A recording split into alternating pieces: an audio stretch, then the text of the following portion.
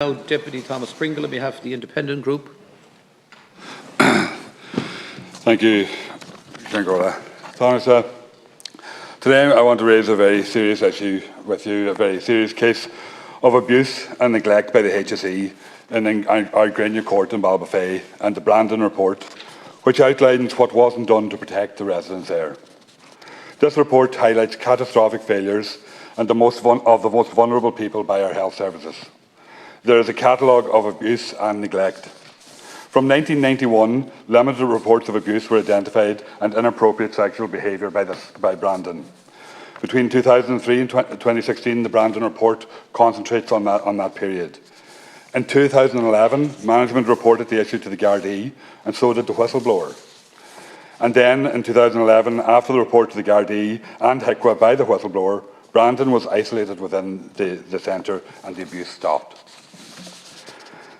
In 2013, because of financial constraints, and I think that needs to be restated, because of financial constraints, Brandon was moved back into the general population within the centre and the abuse started again, and only stopped when Brandon was moved to a nursing home in 2016. The HSE, Gardaí and HICWA all have questions to answer in relation to how they didn't respond to the needs of residents. The HSE have constantly moved to delay the publishing of the report, and first it was to preserve identity of people, and then we are treated to the news of a Garda investigation on the day that Minister Anne Rabbitte met with families in Donegal to explain to them what was happening. Now we hear that there are no charges in relation to the investigation, but apparently they are still delaying the report now, saying that it does not reflect what they did. If they want to put on record what they did, why not publish their own report? Unfortunately, it would be a very interesting, short read, I would say. We see in today's Irish Times that HICWA have admitted that they were aware of sexual assaults, but did not call it out in their reports in March and May 2016, even though they saw it on the files within the centre. I know the Taoiseach has said previously in the papers that he wants to see the Brandon report published. The catastrophic failure by the HSE to deal with the issues, by HICWA in highlighting them, and the Gardaí in dealing with complaints have left families with half-truths and without the full story of what happened to their loved ones. It is time to respect the existence of those without a voice who this state was supposed to protect and defend. Will you call today for the Brandon report to be published and add the strength of the Dáil to the calls for publication of the report, Taoiseach? And also, Taoiseach, how can we be sure that there aren't other Brandon-type reports gathering dust within the HSE headquarters that we don't know about? Thank you. Deputy Pringle, Taoiseach. Ceann Comhairle, I want to thank Deputy Pringle for raising this issue with me today and to recognise his advocacy on this very sensitive matter. I think for anyone who's read or listened to the reports on this issue, they'll be shocked and they'll be very upset at what happened and will struggle to understand how something like this could happen. I have to say I was really shocked and appalled myself when I heard about it, that anything like this could happen anywhere, at any point in time, under any model of care, and for so long. My thoughts in the first instance are with the individuals and families affected, and I think none of us can begin to imagine what they've been put through. The HSE commissioned the National Independent Review Panel, the NIRP, to carry out a review of abuse allegations at a HSE-provided residential service for adults with a disability. The purpose was to review the governance arrangements in the facility and to understand why the situation had continued over a period of years without any effective action being taken by management during Brandon's residency to stop and prevent these assaults.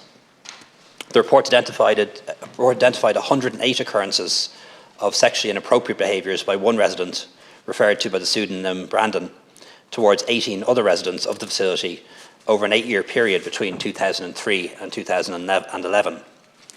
The report notes that these incidents occurred with the knowledge of some staff and management of the facility at that time, and it was eventually brought to light by the actions of an individual who approached a public representative in October 2016, who in turn brought it to the attention of the General Manager of the county's Disability Services. The safety and protection of vulnerable people in the care of the state is paramount, and the government's first concern is to ensure that the needs of the current service users are being prioritised. The HSE has assured the Minister, that's Minister Rabbitte, that there is no ongoing risk and that the national governance and accountability structures to oversee the implementation of the recommendations arising from the report are in place. And the HSE board has also advised that its focus is on ensuring that all of the recommendations of the report are promptly actioned by the HSE. in relation to the publication of the report, An Garda Síochána has asked the HSE to withhold publication for the time being while it considers the findings.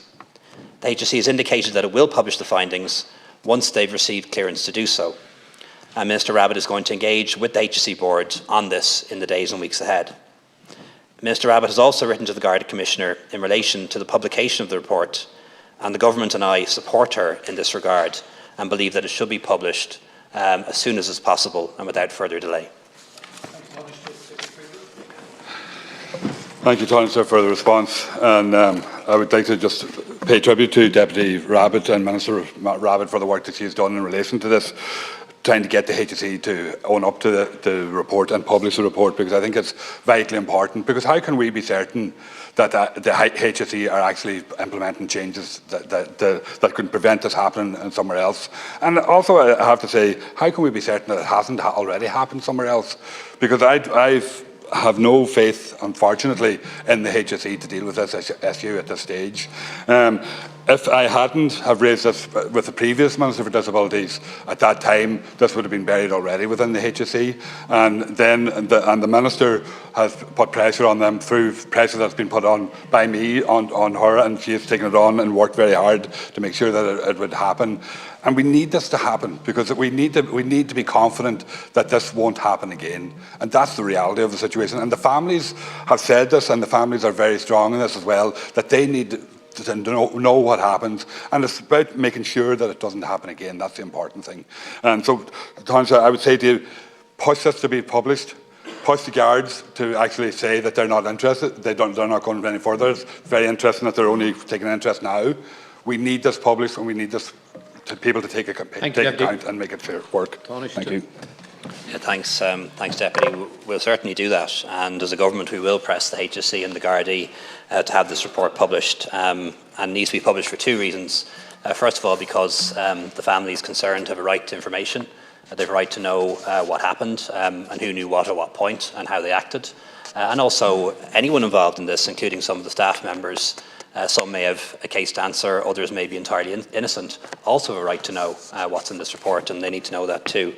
And as you rightly point out, it's essential that we see the report so that we can be assured that something like this won't happen again, because it's just hard to contemplate how it did happen and how it went on for so long, 8 years, over 100 sexual assaults, and happened with the knowledge of some management and some staff. It is hard to comprehend how that could be the case and how that could be the case for so long.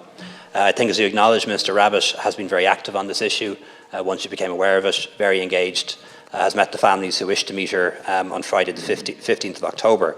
And she's now indicated that the focus now must be on ensuring that the findings and recommendations of the report are appropriately dealt with. Thank you, Tánaiste.